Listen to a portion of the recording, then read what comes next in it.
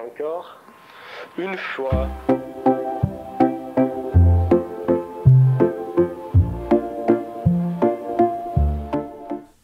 Welcome, this is Suzanne Toro, and today we have Shri and Kira with us. They are calling in from Guatemala, and they are going to share some of the messages from the elders that's beyond the Mayan calendar. We're going to connect to our heart center and to the stories of hope from the people of Guatemala as they have faced numerous natural disasters similar to what has been bouncing around the globe. I think you will find a high vibration and feel a higher frequency by the end of this show, and understand that if you do connect to your heart center, you might be surprised at what is revealed.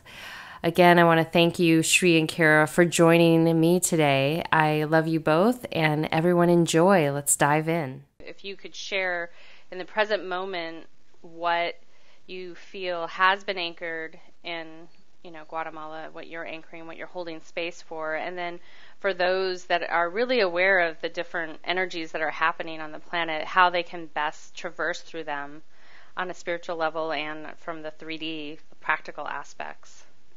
Well, those are really powerful questions, and they're important questions, especially as we are heading, we're so close to this convergence of energy that's coming forward on the planet in so many different ways. And the reason Shri and I felt that it was so important to anchor in Guatemala right now is because, as so many people are experiencing, our planet has wobbled, and meaning that her energy is moving, it's shifting, it's realigning. This goes beyond a pole shift. This goes beyond individuals, and it really is about the collective heart awakening. And in the Americas, what we're seeing is that between North and South America, there's this beautiful little sacred strip of land called Central America that has been struggling to hold the energy of the heart for a very long time.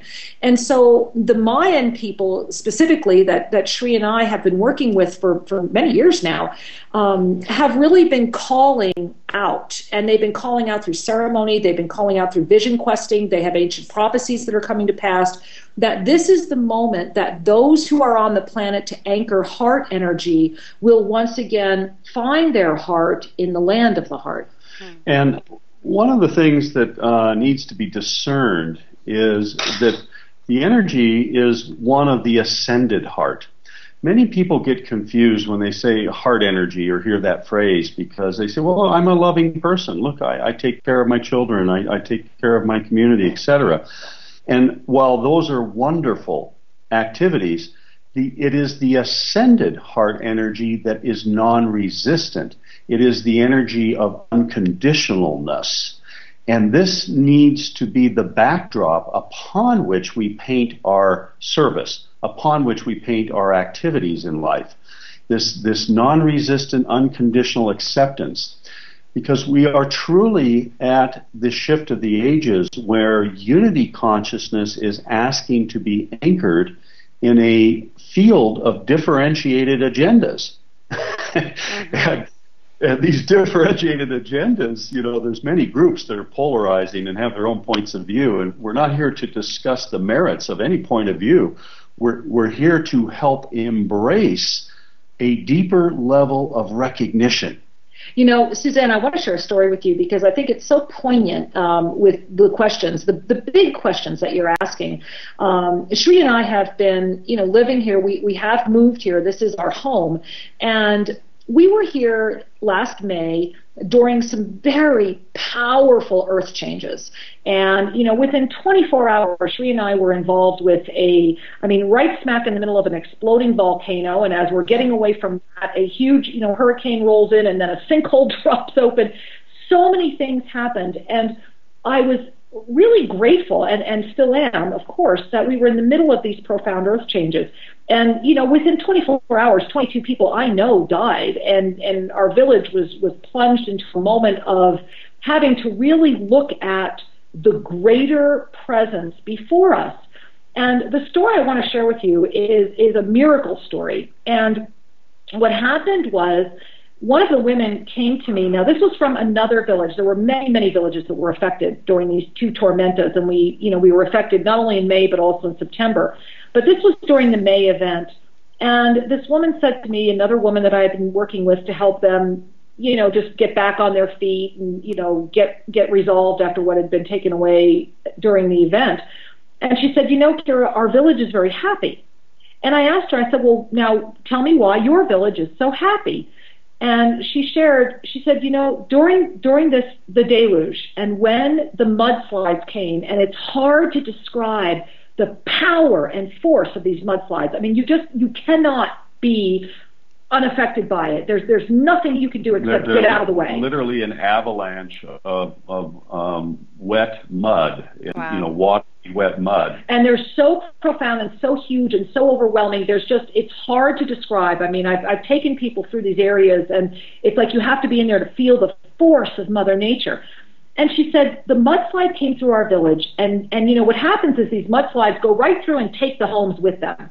Well, one of the homes that went during this mudslide was the home of a young couple that had been married a little less than 1 year.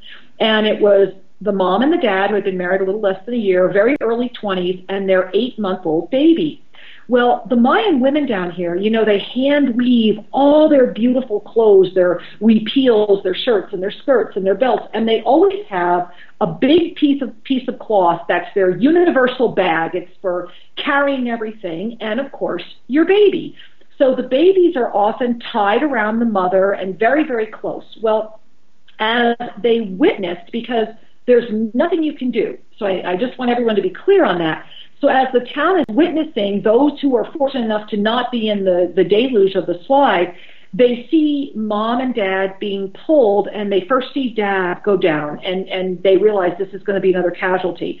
Then she said, Kira, it was like watching an angel in action. Somehow, the knot that carried the baby that was tied to mom undid itself, and as mom was pulled under the deluge, the baby literally looked like angels were floating it to the top of this landslide. The baby then floated over to the side where one of the grandmothers of the village ran over and picked up this unharmed baby who smiled at her. And it gives me chills to share this with you. And so this child is being raised by all of the grandmothers of the village, and what they feel so strongly, and it's not that they didn't feel the pain of watching these other people perish. They felt and honored this couple, that it was their job to deliver this miracle angel to their village.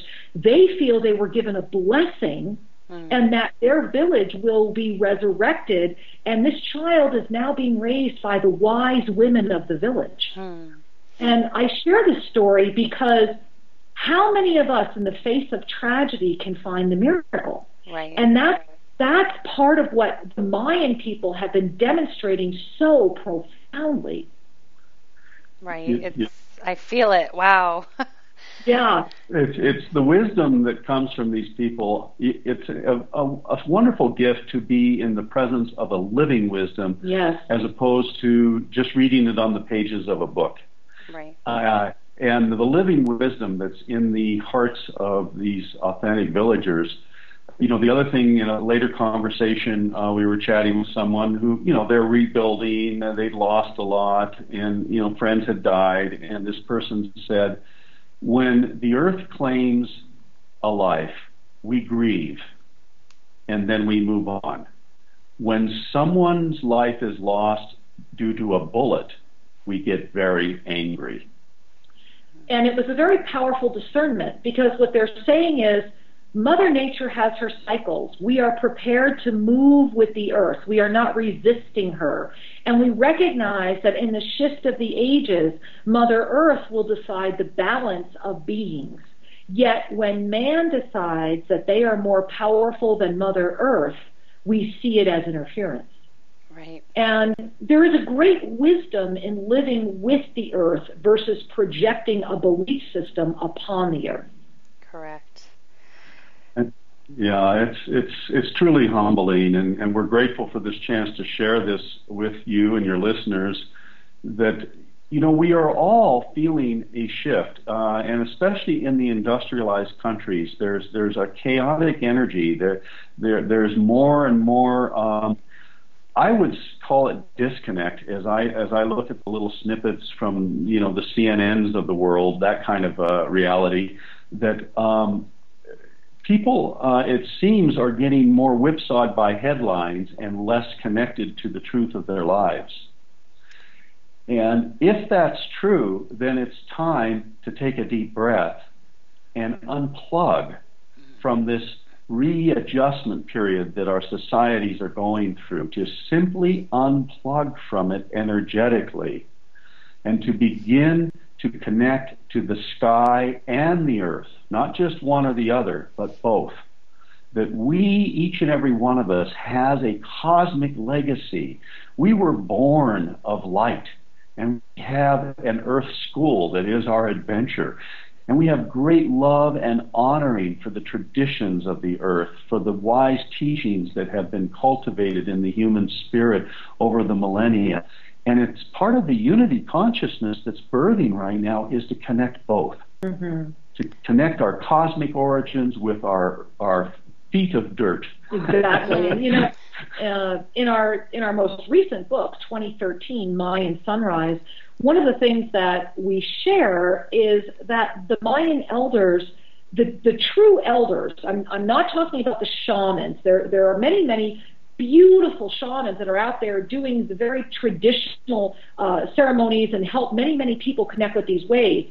However, once you become accepted in and you are introduced to the high elders and you spend time with them, they are so clear. I mean, Suzanne, they are so crystal clear about our crystal and cosmic connections, and they are so eager to have the rest of the world catch back up with that. They truly have never seen a separation from our cosmic heritage.